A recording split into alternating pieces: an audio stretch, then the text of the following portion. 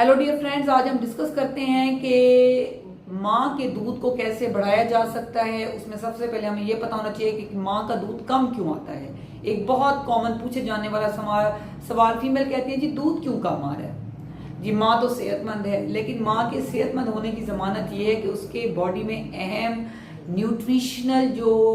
Elements हैं वो पूरे होने चाहिए, और उसमें फीमेल का जो है वो मोटा या वीक होना काउंट नहीं करता, उसका हेल्दी होना, उसकी बॉडी में अहम न्यूट्रिशनल एलिमेंट्स होना काउंट करता है, जिसमें सबसे पहले है जी कैल्शियम, विटामिन D3 की अगर कमी है तो ऑटोमेटिकली दूध कम आएगा।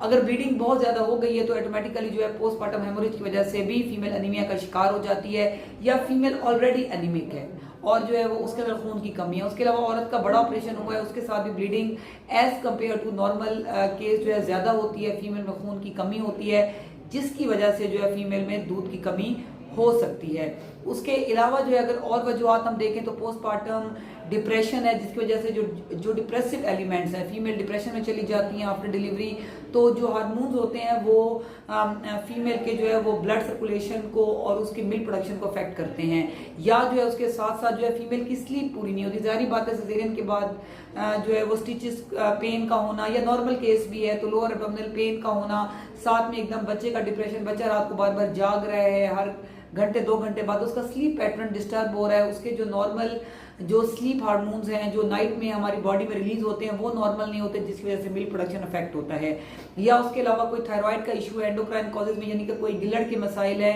या उसको कोई और endocrine like PCOD polycystic ovarian disease के मसाइल चल रहे हैं, तो उसकी वजह से भी जो फीमेल है उसके अंदर मिल्क प्रोडक्शन कम हो सकती है। उसके अलावा सबसे अहम आती है सकिंग टेक्निक, कि जब भी डिलीवरी होती है तो आधे घंटे के अंदर अंदर माँ को जो है माँ की जो छाती है उसको बच्चे के साथ फौरन लगाना चाहिए ताकि उसको सकिंग करना सीख ले। अब ये जिम्मेदारी है हॉस्पिटल में मौजूद मिडवाइफ की, नर्सिंग स्टाफ की, और अगर देख लें जी अमला शॉर्ट है वहां पे तो फिर जो औरत साथ है, बड़ी बूढ़ियां जो सास या माएँ या बड़ी बहनें साथ हैं,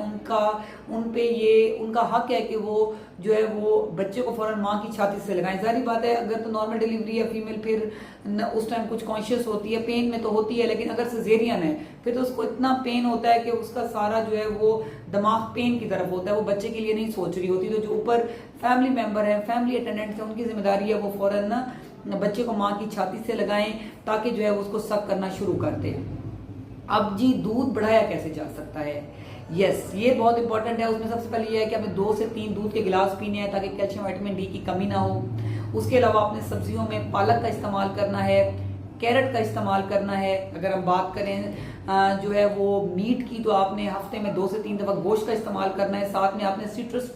फ्रूट्स लेने हैं, यानी कि विटामिन C रिच फ्रूट्स लेने हैं, जिसमें ऑरेंजेस है, लेमन है, रसबेरीज, क्रैनबेरी, स्ट्रॉबेरीज आती हैं, ताकि वो उसको मीट को HB को जो कंटेंट है आयरन को उसको एब्जॉर्ब कर दे बॉडी में। उसके अलावा बहुत ज़्यादा पानी का इस्तेमाल करना है, ड्राई फ्रूट्स यूज़ करने हैं, जिसमें बादाम है, पिस्ता है, अखरोट है, काजू है, बादाम है, ये भी जो है मिल्क प्रोडक्शन को इंक्रीज करते हैं। फीमेल की स्लीप का ख्याल करें, फीमेल के डिप्रेशन का ख्याल करें। शौहर की जिम्मेदारी है, फैमिली मेंबर्स की जिम्मेदारी है कि वो औरत का साथ दें, उसको बताएं कि हम आपके साथ हैं, ताकि वो जो उसकी लाइफ में एक नया बच्चा आया है उसके एडिशन को एक्सेप्ट कर सके। तो जो है ये फैमिली की जिम्मेदारी है, सास ससुराल की जिम्मेदारी है कि बच्ची को आप रिलीव करें, ना कि आप स्ट्रेस दें, मजीद डिप्रेशन दें। जैसे कि अनफॉर्चुनेटली हमारे माशरे में होता है जी बेबी डिलीवर हो गया तो सब कहते हैं जी अब घर के काम भी शुरू कर दें, बस बच्चा भी देख ले, वो भी कर ले, तो फीमेल डिप्रेशन में चली जाती है। सबसे पहले टॉप पे हस्बैंड की जिम्मेदारी है कि वो अपनी मिसेस को टाइम दे और उसको एक प्रॉपर डाइट दे ताकि वो मेल न्यूट्रिशन का शिकार ना हो,